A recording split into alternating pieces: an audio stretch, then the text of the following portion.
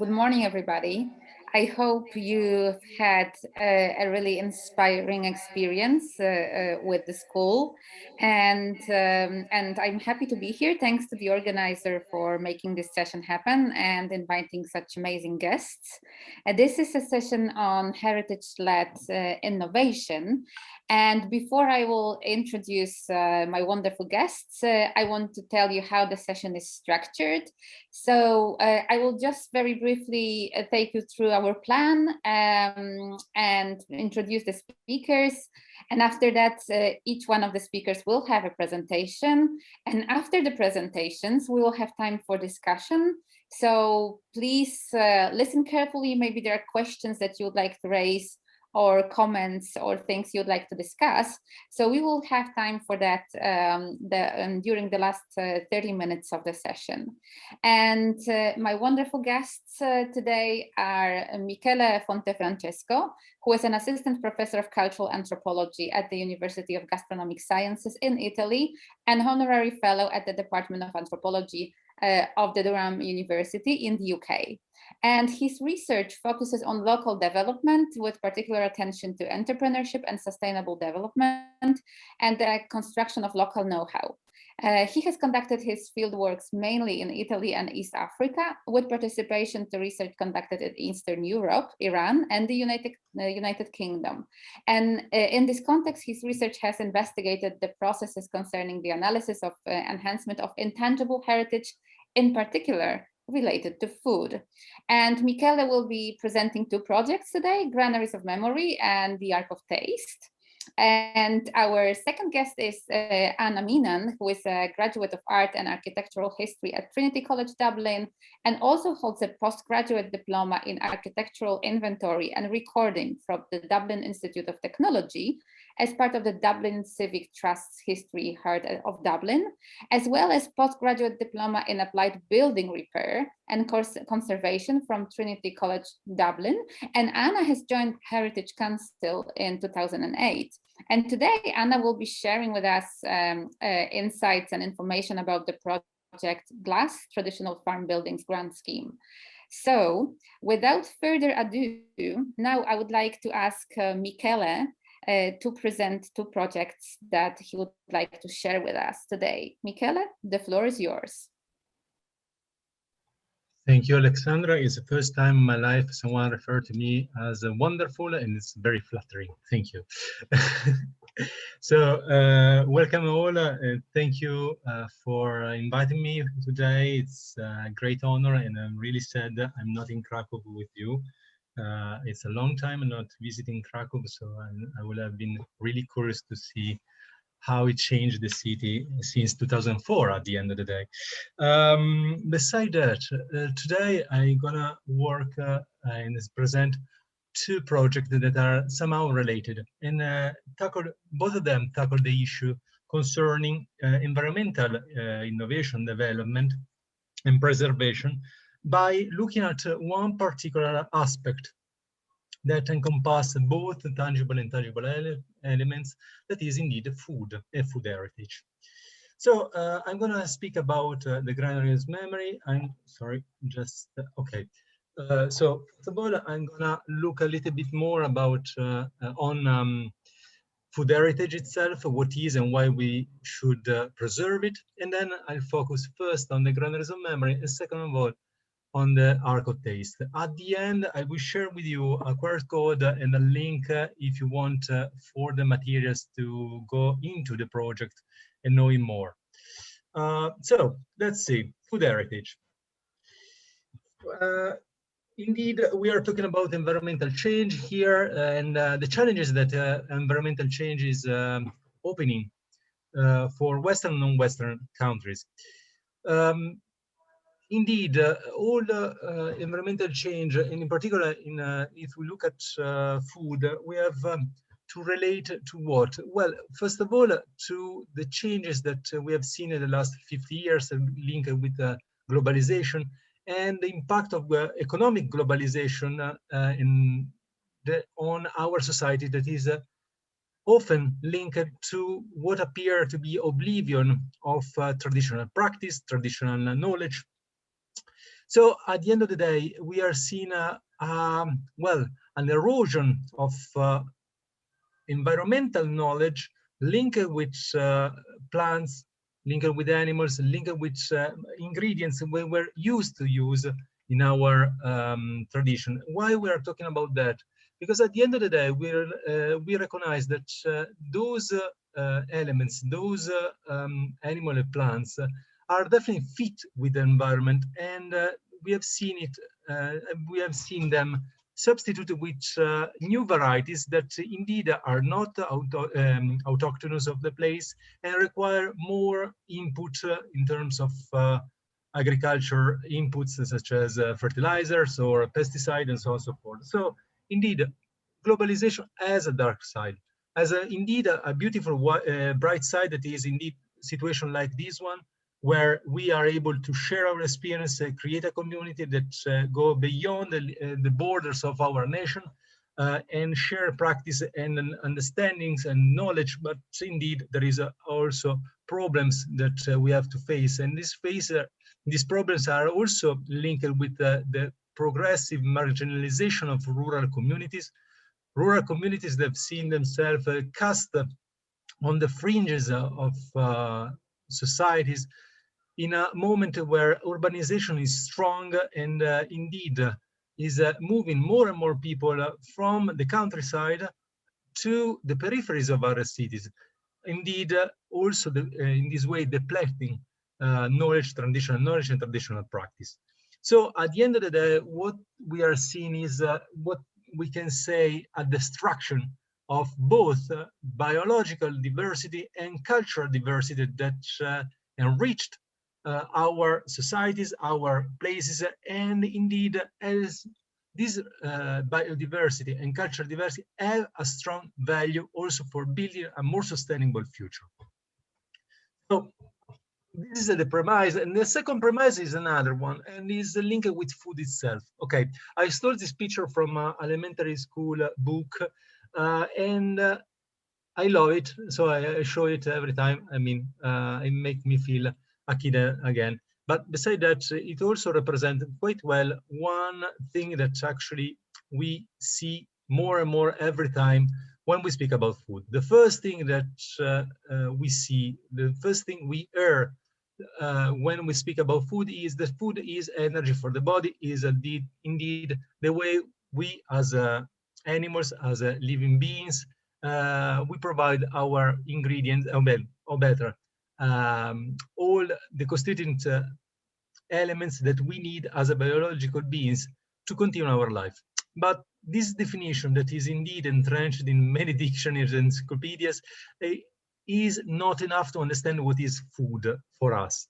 Because actually food is something more than just a series of elements that we put together, chemicals that we need, but really it's a combination of what generally we can refer to nature and culture. I mean, nature in terms of biodiversity, in terms of the very characteristic of the place where the communities live, and at the same time, the very aspect of the culture of these communities that are linked with the ways of using these elements that are in the surrounding, transforming, making meanings out of them.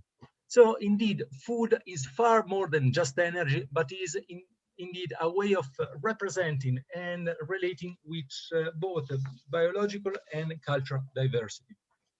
So when we say, since food is not just energy, we can say that food encompasses tangible and intangible aspects.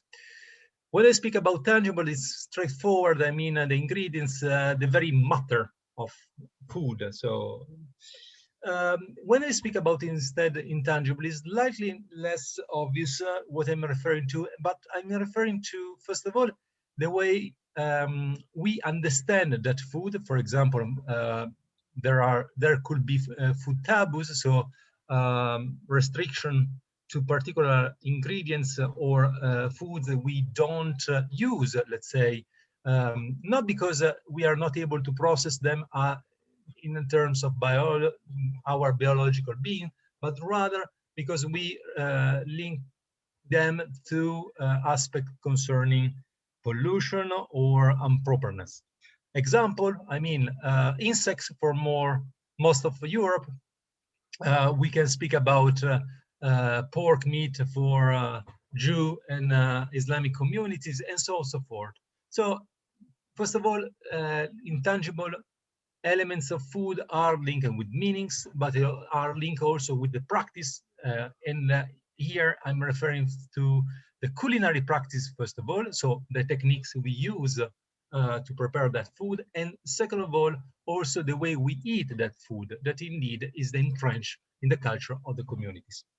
So, if we want to preserve food heritage, indeed is the treasure of products and knowledge that there is behind local cuisine, the local foodways. Indeed, we have to preserve, on the one hand, the intangible part, on the other hand, the tangible part. And that's the reason why I'm referring to two projects that at the end of the day are aiming at doing exactly that, preserving intangible aspect and tangible aspect of food heritage. Precisely in the next 10 minutes or so, I'm going to present these two projects that are the Granules of Memory and the Arc of Taste that were developed by the University of Gastronomic Science, where I work together with the slow food movement in the past decades. For what concern the Granules of Memory, the project was launched in 2010. Instead, the Arc of Taste is definitely older project. It was launched in 1998. So let's look at this project and try to understand better what they are about. So first of all, let's focus on the Granules of Memory. That is the very reason I was invited here. The Granules of Memory is an international project that ran, as I said, since 2010. And in 2016, it was awarded with the Europa Nostra Award, indeed as a substantial example of a project able to save and preserve intangible heritage of food. What is about? Well, the objective of the project is, first of all, to collect traditional knowledge. And this means also practice and language of local communities with a special focus on food. It's a special focus is not just that if you're gonna go into the granaries, you're gonna see that there are many materials that are linked with food, but there are also other things that are only marginally linked with food and nutrition, but this is another story. So why to collect all these aspects? Indeed, is to preserve, is to offer the communities a possibility to preserve the intangible heritage that most of the time is oral knowledge through technology, a digital archive that is open, free for them to share, to use, and indeed to publicize their knowledge, their history and tradition to a wider audience. So, indeed, the Granaries is a research and a teaching experience. Why? Because indeed is a way of creating materials with the communities, with the individuals about the knowledge of the local population. We collect interviews. The bulk of the materials you're going to find are interviews, and in particular autobiographies. Why? Because actually all the projects is based on the idea of and the methodology of life stories. That means starting from the life of the single individual, the common folk, be able to speak and shed light on the transformation of a society, a local society, or shed light on actually events or aspects of their daily life. So this is the reason why we interview people, we collect interviews, video interviews, and at the end of the day, we collect over 1,000 edit videos fully available for the public. It's not a project that run only in Italy, but as I said, is an international project, and we conduct research in over 50 different states. Indeed, large part of the research was conducted in Italy, but we have also archives coming from different parts of the world, such as, for example, Cuba, just to give you one example, Brazil, and other states around Europe and outside Europe. So indeed, is not just a matter of a research conducted by university research, but what want to be is indeed a community experience. Since the very beginning, we try to empower the local community, train them, ask them to collect their memories and share with that with us through the archive. This is also the other positive, innovative aspect of this project, at least when it was launched again. So, as I said, the granaries are, at the end of the day, a digital archive, fully available online, based on the client-server communication model. And each interview is actually stored there, and is also provide a very simple record linked with that explain the context and the contents of the research and of the interview. Why very little textuality? First of all, because what you have seen in the past concerning many other projects that were run in Italy concerning the heritage preservation, intangible heritage preservation, is the more text you put, the less people you can involve.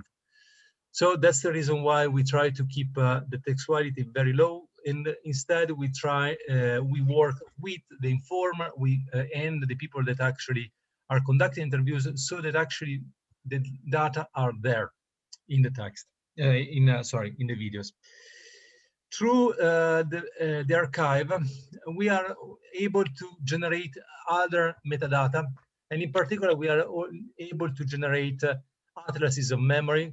So, focusing on particular keywords, we can generate maps concerning where that keyword is referred and testified by the witnesses, by the interviewees. So this is an example, for example, of the map of memory in Italy. And this is a more general concerning all the interviews we have from the country.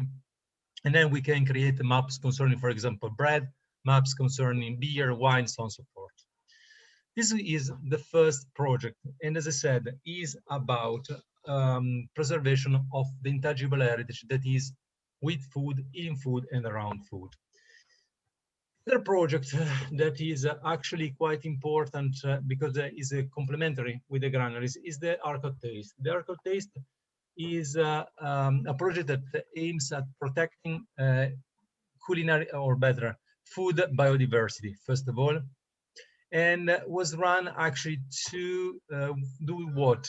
Well, it was run in order to spur the communities, first of all, to understand the richness of their food heritage, and to select those products that were part of their tradition that at the moment are gonna disappearing.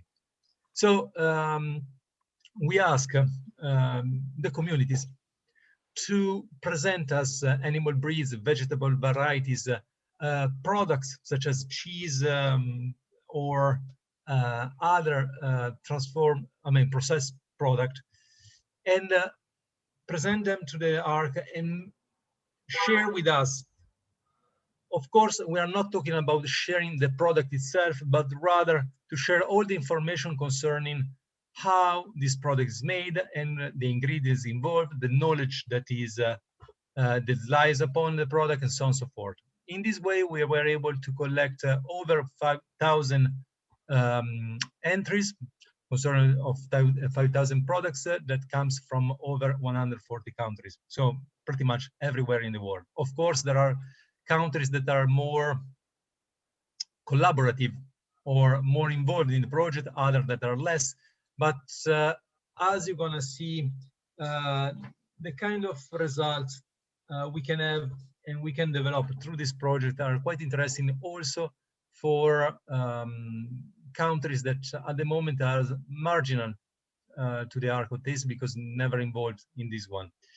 So one important output that comes from the Arco taste, beside the database that is fully available and open online, is indeed the production of atlases of the atlases. So the atlases are books that presents in details a selection of traditional products from specific countries.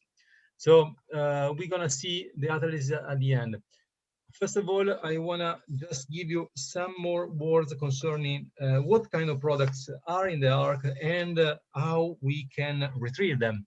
So as I said, we are working with products that are endangered. That means products that are part of local heritage, community memory, if you want, but due to social, environmental change or economic change, are not produced anymore, or there are just few producers that continue the production. So these are all products that are linked with specific territory and specific community. Indeed, the project was developed starting from a European perspective that is, let's say, deeply rooted in agricultural past. So the link between community and territory is quite strong. But we were able in the past years to expand the project and try to develop and improve the project concerning also countries where instead the gastronomic heritage of the place is based on nomadic population. This is the case, for example, of Kenya, and I'm gonna speak a little bit more later on. So in that case, it's more the population, this ethnic group that is relevant rather than the territory itself because of movement, the nomadic practice. So all these projects are linked with the territory and community and are small-scale production.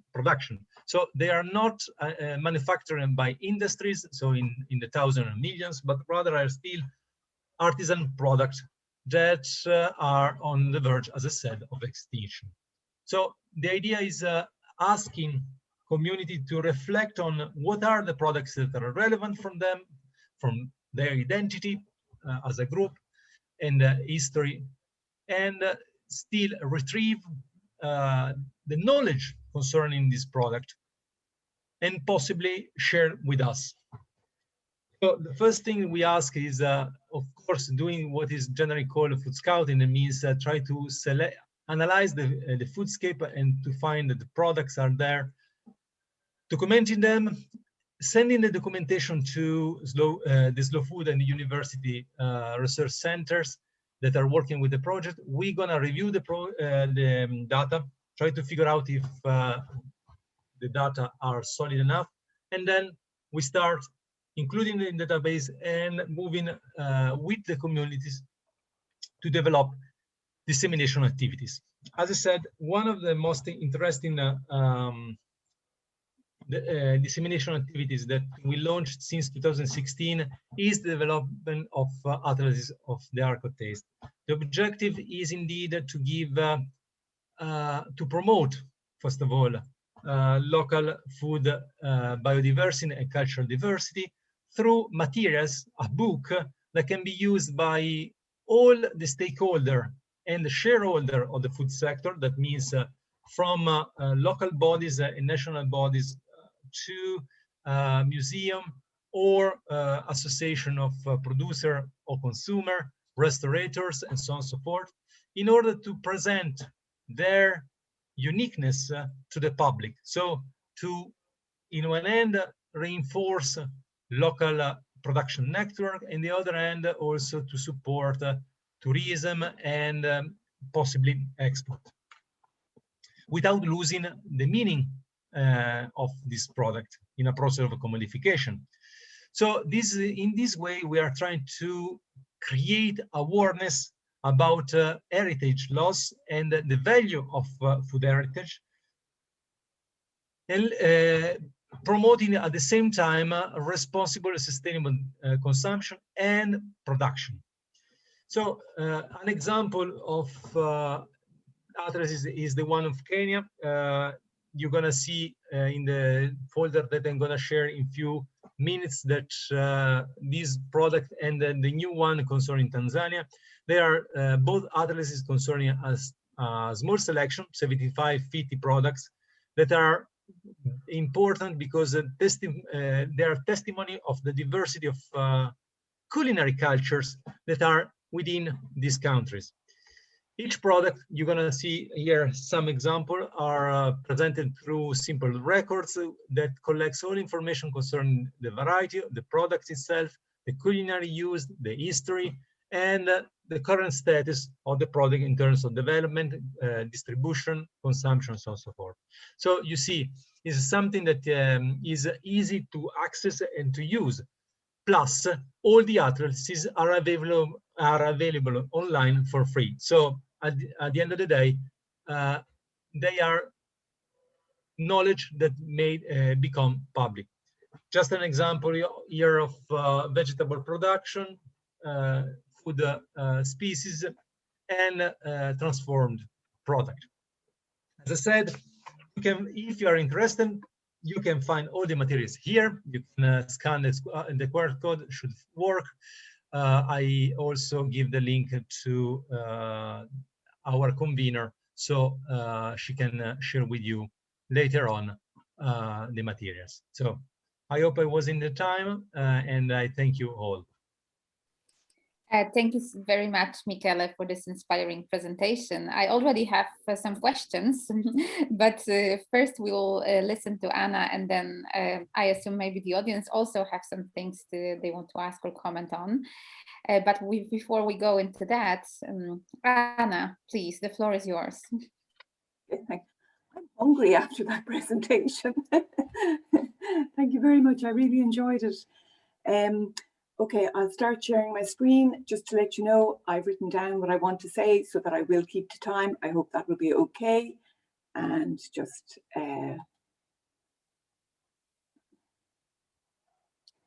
now, there we go. Okay. This grant scheme, it had a novel starting point. To begin with, its funding source is an agricultural measure to protect the environment. It's called GLOS, which is the acronym for the Green Low Carbon Agri-Environment Scheme. It's co-funded 50-50 by the Department of Agriculture here in Ireland and the European Union. The recognition that these buildings as being worthy of support in the environmental protection context is considered groundbreaking. We support the conservation of many vernacular buildings on the scheme, and most of the buildings that we support they wouldn't be considered, they wouldn't be designated as listed buildings or what's called here in Ireland protected structures. The grant scheme was conceived of and valorised as a contribution to the conservation of the Irish rural landscape character through their repair. If I was to say, the principal objective is to ensure that traditional farm buildings and other related structures that contribute to the character of the landscape and are of significant heritage value are conserved for agricultural use. In Ireland, landscape painting often chooses as its theme the subsistence dwelling set in the picturesque surroundings that sustain a way of life. Our vernacular built heritage is practically synonymous with thatched roofed houses or cottages. They play a central role in the symbolic self-understanding of Irish people as rural, self-sufficient and resourceful. However, this image has come under threat as a result of the forces of cultural modernisation, particularly in the latter half of the last century, and is beginning to represent an ideal rather than a lived reality. Our concern is that if our image of the vernacular is fossilised, it will be seen to have disappeared. But we also have a very low-key tradition of repairing and caring for buildings that are found in the countryside. And these are the functional agricultural buildings taken care of by farmers without any particular demand by government or administrators to do so. And in our view, the vernacular built heritage in this image is not just the house, but also the outbuilding to the left-hand side and the landscape features such as the stone walls. And the public value of the landscape continues to justify the funding for this scheme. But in particular, vernacular built heritage is connected to its immediate context. The building doesn't exist in isolation. It has been created from its surroundings. This is a building that we supported a few years ago. The scheme is aimed at getting farmers to put a cultural value on their buildings. And as part of the application process, the owner must make a statement on what they see as the heritage value of their building. And just to note, to the left of this photo, unfortunately it's cropped off, is a hill known locally as Slate Hill. And that's the hill which provided the roof covering and the stones for this building. It isn't named on any map, but was told to us by the farmer when informing us of its cultural value. We look very much at the interconnectivity of everything on this scheme. It's called the Traditional Farm Buildings Grant Scheme, but the built heritage interest is just one aspect of it. We're also particularly interested in the landscape value, particularly interested in its habitat value or potential, and also in the environmental sustainability of the project. We consider all of that when we're considering supporting a project. The emphasis on our scheme is not, let's say, on the process rather than stylistic or aesthetic results. What we would say is intangible heritage and traditional building skills. In devising the detailed aims for the scheme, we set out to encourage the owners of the buildings to carry out their own repairs. Farmers have always tended to be practical, hands-on and self-reliant, and it's something that has been very popular and common on the scheme. And also, farm buildings are not for human habitation, and this gives us scope for experimenting with traditional building techniques as the stakes in a sense are lower. This is farmer Tommy Crehan on the left, who's displaying some of the materials he used in repairing his buildings, all of which nearly came from his own land. One of our ambitions on the scheme is using materials gathered from the locality as far as possible, what we would say sustainable and affordable, and also the connection between things. And it's the land that supports a vernacular building. The builder originally involved here was very enthusiastic and interested in all things earth and in all things mud, and he had previously rebuilt a ruinous 1700s clay house on his land. As he says, a lot of people are curious about it and can't believe that clay can hold a wall up. A lot of our earthen heritage is hidden. It's hidden under render and other kind of later additions. I love traditional buildings, and we have perfect soil and sand for sustainable building repairs here. And just on the bottom right, that's a red clay sample from a builder's own land. In this particular case, this is the daughter of a farming couple, and she carried out all the mortar repairs. She had never worked with mortar or stone or anything like that before. And she had carried out her own mixes and experiments. Like, we give people the time to do that as part of the scheme. And just in terms of the bottom right there, this is her mortar mix 7, and this is what she says about it. The collection of samples proved to be quite difficult, and it was very overgrown and only visible in 2 locations. The colour is too strong of an orange.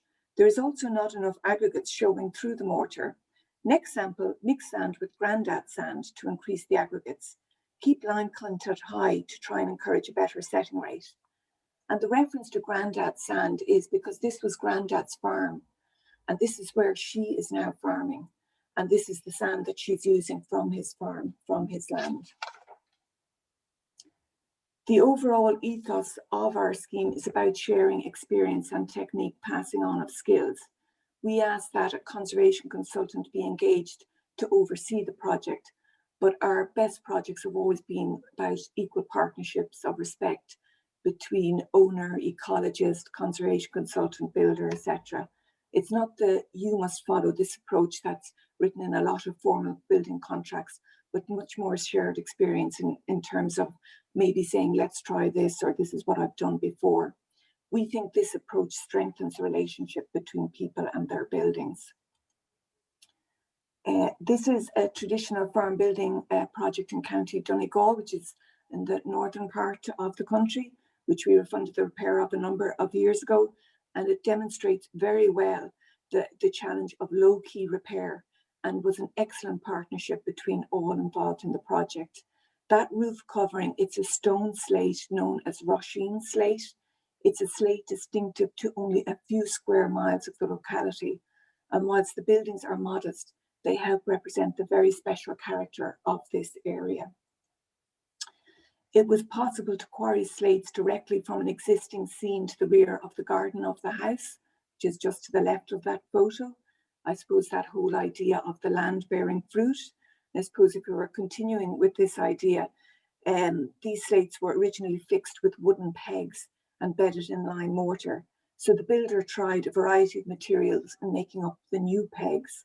And the local bog timber on the left produced a virtually identical result to the original.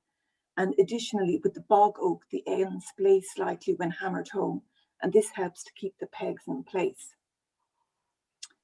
The collaboration of owner, builder, and architect, I suppose, rediscovered the local materials. And during the process, I must say, really came to a wonderful appreciation of it and the techniques involved. And the same consultant and builder have also used this experience gained here in carrying out repairs to another similar structure in the locality. In terms of the works that we do support, we consider the works that need to be done and how urgent it is. The key conservation principle of minimum intervention is applied. So what we say is the work should be the maximum needed to secure the survival of the built heritage into the future, whilst at the same time being the minimum necessary to solve its problems. How we might say is carrying out a repair to fix what's wrong, but not doing too much work. And with this approach, we are focused on securing historic fabric for both heritage and environmental reasons. We also have the flexibility to ditch what might be conceived as good practice, which one of the good practice on a lot of building projects is putting a felt membrane under slate. We don't do it on this scheme for a number of reasons. One of the most important being is that the breathable version is considered deathly harmful to bats, a protected species, and they matter as much to us as the buildings on this scheme were a heritage body. We can have control in this way, but it's always a two-way conversation. The builder here had come across lime parging in the 1960s, but hadn't used it. And he has since worked on a number of farm building projects where his skill in applying it has continued to develop. And note on the left, that's washed cow tails. A farmer in Galway experimented with this, I must say, very well, and it's something that we've mentioned since. It's annoying for the cows, I must say, but it's a free and local material and a very important component for parging because you need it to stick. And another reason why we support parging is that we want to support traditional skills on the scheme, including the wet trades. It's what we call beauty and utility. And if someone can apply lime parging to the underside of slates, they can also apply it to walls and other areas. Restoration works are considered a low priority under the scheme. There's certainly a place for restoration, but this scheme's particular focus is on the conservation of existing fabric. So we do an awful lot in terms of retaining, repairing, and reusing materials.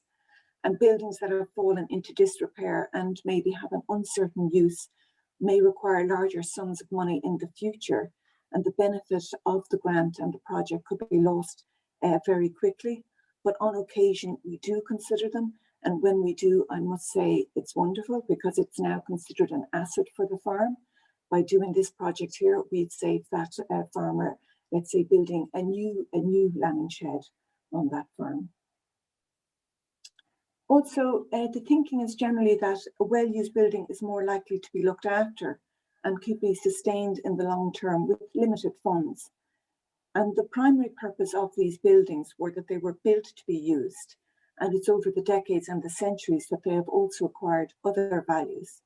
And we would say that keeping, using, repairing existing buildings reduces waste generation, and we're conserving the energy embodied in the original materials, in the methods and the techniques, and we would say is in the wider interests of sustainability.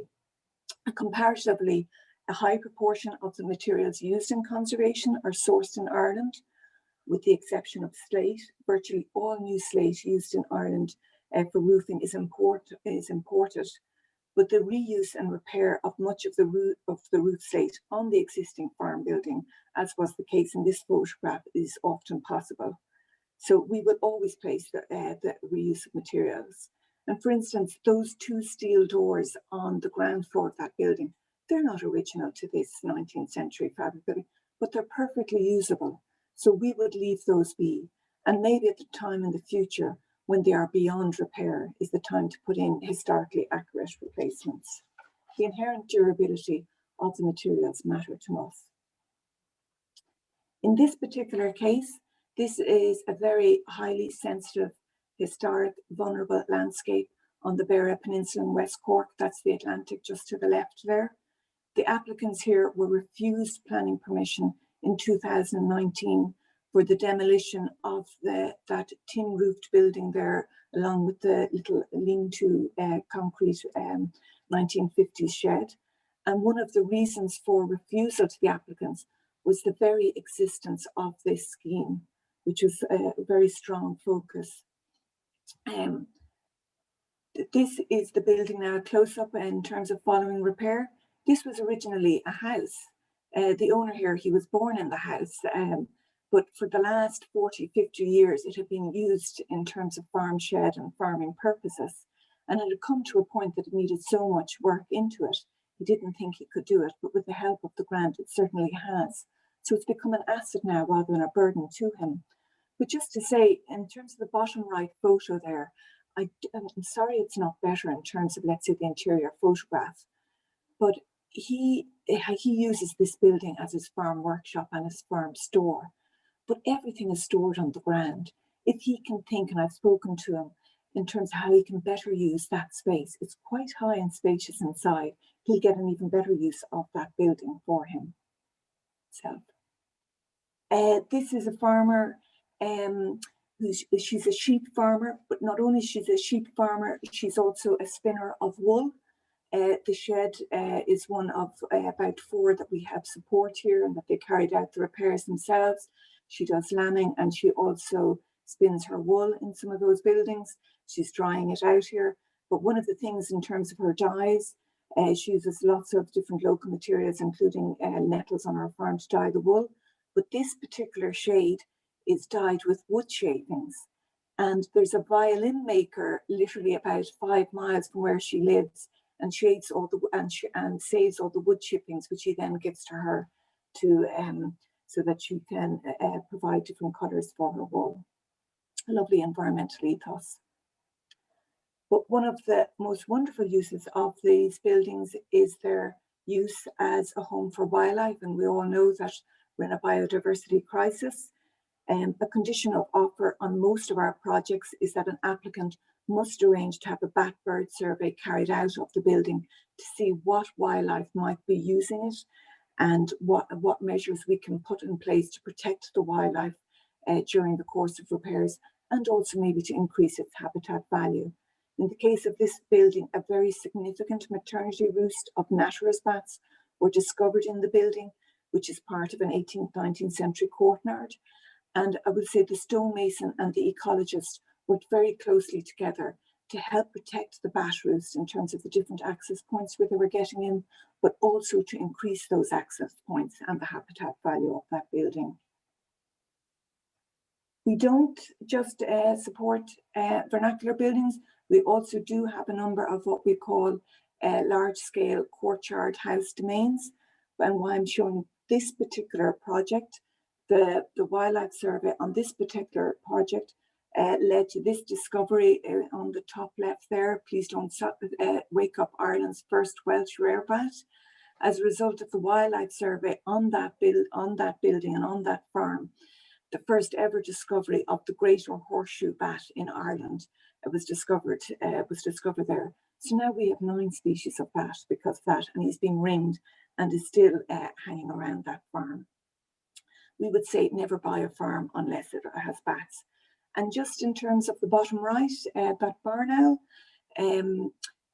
as part of, let's say, the repairs to the building, we'll encourage and ask owners, maybe depending if the building would be suitable as a barn owl, is that they might put in bird boxes or barn owl boxes, and this farmer did that. It's a high building. He also doesn't lay rodenticide, which is something we would say is stopping barn owls. And 2 years later now, he has he has nesting and barn owls within the building that we have supported. This is a building that I met a few weeks ago. We're supporting this year. It's a very unusual building in Ireland, that open fronted form. It's on in a house in Domain which is considered of national importance. Now, in terms of tin roofed buildings, because the temperatures fluctuate so much with tin, sometimes they wouldn't be considered as amenable to bats. But I received the bat bird survey report from here just this week, and we have bats roosting within the stonework. The stone walls are very high and crevices in the stonework. So we'll be working with the owner in terms of sequencing repairs and also leaving things be. You don't have to repoint every crevice within a wall. One of the challenges, though, is a lot of our projects are roofing projects, so we repair roofs. A lot of our buildings have swallows nesting in them, have starlings, robins. Swallows would be the most common. They are a protected species, as are all the other birds that we're supporting on this. And we also have bats often roosting in the roofs. So a lot of our projects at the moment, they would be doing some repairs, but not too many, because they'll be waiting until swallows have fledged their nests before we be doing any repairs to the roof. But in terms of bats, a lot of the projects will be starting around the 1st of November, which is a very challenging time frame in terms of deadlines. And it's also a challenging time frame if you work in architectural conservation, because we work with building lines, and there's a very high possibility in terms of failure. So that is still one of the greatest challenges that we have on the scheme. We also support, as we say, we take a holistic view to the farm, so we can support field boundaries, bridges, cobbled yards, walled orchards. So one of the things is that we try and leave mosses, lichens. Also, a wall, like a low wall like that wouldn't be particularly good for nesting birds, but it might have field mice. It has other little kind of creatures that will be using it. So we won't point everything out. Also, the other thing is that we try and take a very balanced approach to ivy. Ivy can be very damaging to buildings. If it's not controlled in particular, when it becomes very invasive, but also it's very late flowering at a time of year in terms of winter. That's and a valuable food source for birds at a difficult time of year. So we take what we call a controlled management approach to it. In terms of the ethos that we give, it's largely through verbal communication. I spend a lot of my time and others that carry out inspections of the scheme, communicating the ethos of the grant and what we expect from owners, but also what's expected from ourselves. And not just like communicating on heritage is key. That's what we would think in the Heritage Council. And also that the conservation ethos is taken on. We do publish guidance. We also have short films. We have different presentations up on our website, but certainly we would say that verbal communication has been what has been the success for this project and this scheme. And every applicant must do something to create public awareness of their project, and that's to enhance the public value of the project and to extend the value of the grant beyond that farm. And this is a building that served as a bat roost, so the owner would be talking about how they supported the bat roost as well as the actual repairs carried out. We also organise training days, although obviously not in the last year and a bit, with other organisations such as the Building Lines Forum of Ireland. They're a very interesting group, as they're not formed of one single profession. There's masons, there's architects, there's engineers, archaeologists, and others involved in it. And these are more technical days held on farms, but are very useful for those carrying out or overseeing repairs. We also have where we have on-site training, and on-site training is also provided whereby an experienced builder acts as a mentor to the owner's builder or the owner for a short time. We do not insist on heritage contractors. Our heritage contractors pool is very small, but it's also preferable that the builder maybe who has always worked on that building over the years will continue to do so. It's a way of future-proofing the grant and the conservation ethos, and it also ensures goodwill. And the farmer who carried out, let's say, the pointing works here, he was upskilled by the builder shown in the previous photograph.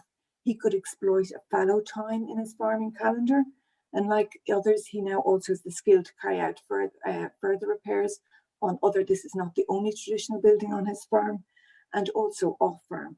So, of course, can generate additional income for himself. And another type of upskilling, which is rather quite nice, is where we have an experienced family member passing on his or her skill to another. In this case, in Meenan, the father was a retired building contractor and helped the son, who is now, let's say, taken on the farming duties in terms of the works that carried out.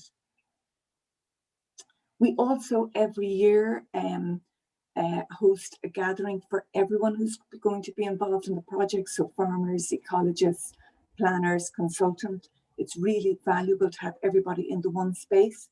And now, unfortunately, it hasn't been able to happen this year. And I do notice that we're kind of missing out a little bit. We have held an information webinar online, but the value is just, it's different, but I suppose we're all trying our best in terms of working under the particular guidance. And on that scheme, on that, we'll have a number of presentations, but we'll also have demonstrations of the particular skills involved in the project, because we do support skills people on this scheme. It's very important output for it. The work of the blacksmith is a skill that farmers will not try their hand at. It's also a skill that they seem to particularly admire. We have townlands, in Irish it's called Ballinanyown, which is known as the town of the smith. And there will be quite a number of townlands by that name in Ireland. And also we can support the conservation of landscape features, such as wrought iron field gates. So we can insist on the input of this particular scale. And also we'd have quite a number of experienced stonemasons. And thanks to the skill of the stonemason here, his knowledge and his expertise, he was able to analyze the mortar himself and also design the mortar on site with the grey earth and the clay from the land here. In Ireland, we have an estimated 175,000 buildings still standing that were constructed before 1919. So that's traditionally built. And for those buildings to survive, they need the skills that went into making them living traditions. That's really important for us. If I think I just discovered, I was reading last week about in the mid-1970s how Japan passed a law that protects techniques or craftsmanship that are indispensable to the preservation of cultural property. How wonderful.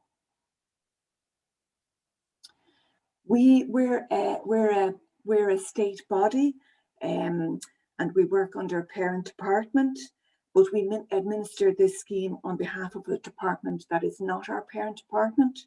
So those cross connections and cross-sectoral links are very important. By working with the Department of Agriculture, I think it has allowed us to reach the farming community in a way that maybe we wouldn't have been able to do that without their. And also by the Department of Agriculture working with us, they have also, let's say, taken on a conservation ethos, and also in terms of, let's say, the value that these particular buildings and other elements can bring to the farm. The other thing that we would say is, I suppose we'd ask is, what are we without our stories? A lot of the buildings that we work on, they haven't been written about over the centuries, or where they have, it tends to be quite negative connotations, probably written by others. But a lot of the farmers that we work with, they've been on their farm maybe 5, 6, 7, 8 generations. So have the stories and memories tied down.